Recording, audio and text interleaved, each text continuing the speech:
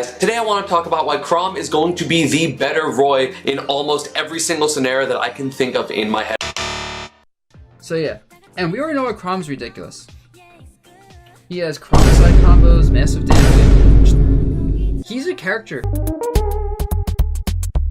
who has box frame data, but on a sword, while having combos and a grab aim, and suicide kills, and like a ridiculously oonga boonga, yes I fucking said it, forward smash.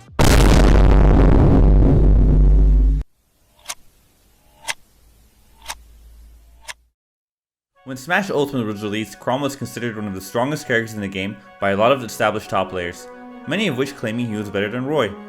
So what exactly happened, and how did Chrom fall off? Why did so many people, myself including, have such high hopes for the character, and is there any hope left at all for him?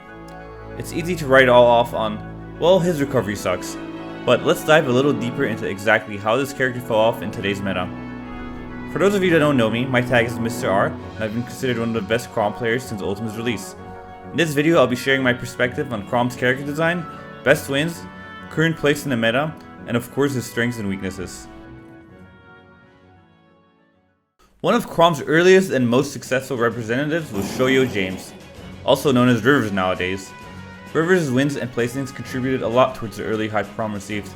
Many of you probably still remember his match against Cosmos as Inkling and the famous Zero to Death he pulled off during that set.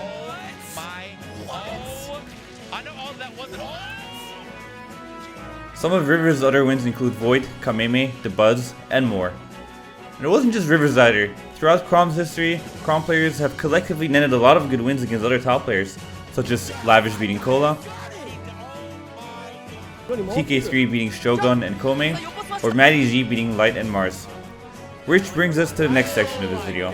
Chrom is a good character, and why that's exactly the problem. Chrom isn't a bad character. The character has great combo potential, consistent kill power, some of the best ledge trapping in the game, and not a bad neutral either. A lot of his moves range from above average to great and potentially even best in the game. Take Chrom's F-Tilt for example. This move is actually cracked for Chrom players.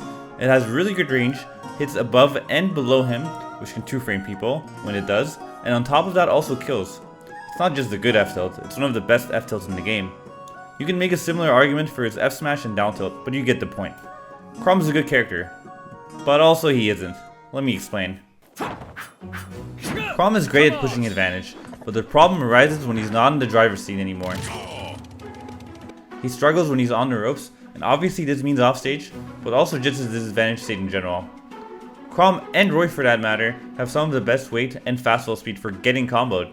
Basically they're close to being perfect combo food, and on top of that, they don't have the best tools to get out of juggles either. Their edge rush certainly helps, and so does the occasional weight bounce side B, but their down air or B moves don't really aid in helping him get back on stage. Roy's explosiveness and better recovery kinda balance this out for him, but for Chrom this just isn't the case. Imagine you get top 64 at a major. The training paid off. And now have to fight 4 top players in a row in best of 5 sets. Due to Chrom's disadvantage state, susceptibility to getting comboed, and his recovery, he'll inevitably get gimped at lower medium percents at least a few times. There's no avoiding it versus good players, and those few stocks can easily be the difference maker between winning and losing those sets. This is why Chrom, a solid character moveset wise, is still inconsistent by design. No way! However, this wasn't as prevalent in the past for a couple of reasons. 1. People were worse at edgeguarding Chrom and have progressively been getting better at it in the last few years. 2. Top players are better now than they ever were at getting the most out of a single hit. They can combo you really well or just push advantage states better than ever.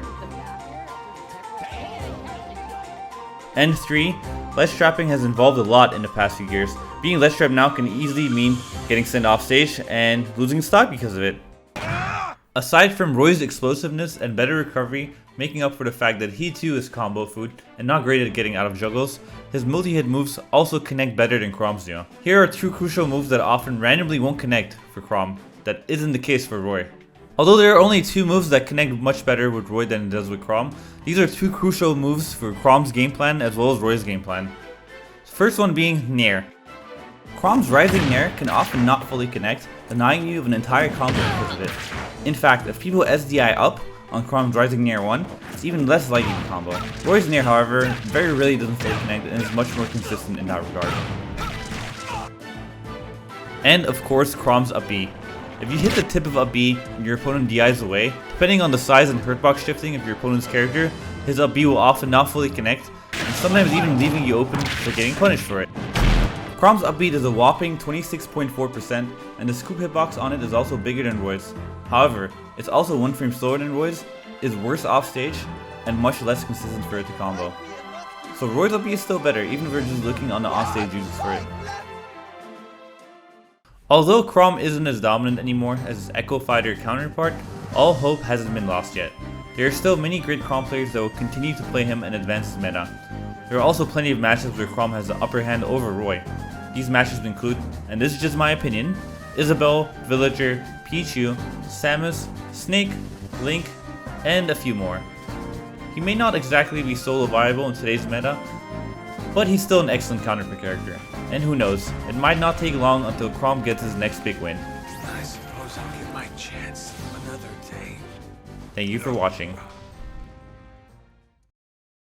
I hope you guys enjoyed watching the video, and if you did, definitely consider subbing to the channel.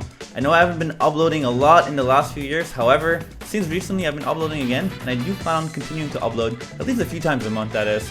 So yeah, if you guys enjoyed the content, definitely consider subbing, and I'll see you guys next time.